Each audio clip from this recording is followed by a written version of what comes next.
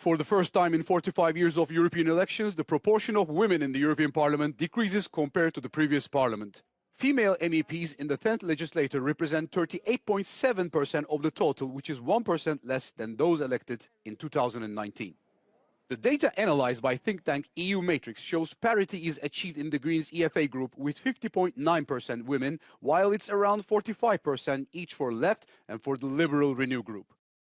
The percentage decreases drastically in all other groups, with the lowest being 21.7% in the ultra-conservative ECR.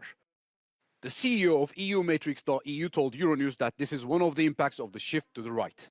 This has to do with a lot of factors, but most of this is because the parties to the right of the political spectrum have gained seats. Traditionally, there is a bigger representation of women in the center and left-wing groups, so it's a more of a sociological phenomenon. It has less to do with, let's say, with participation of women in politics as such. The average age has only slightly increased from 49.5 to 50 years old, the youngest MEP being Austrian Lena Schilling of 23 years old and the oldest Italian Leoluca Orlando of 76 years old.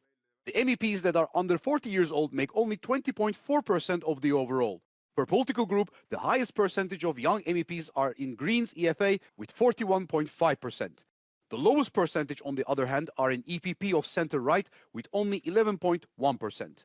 The proportion of members over 60 years old is similar, 19.4% of the total, and the highest percentage is in the EPP, with 22.8%.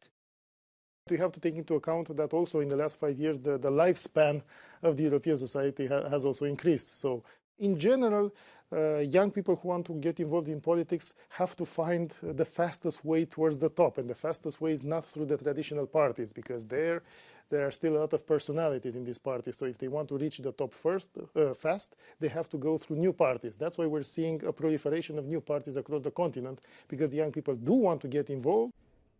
Around 54% of the MEPs are newcomers that will have to learn the ins and outs of the legislative machine in Brussels and Strasbourg.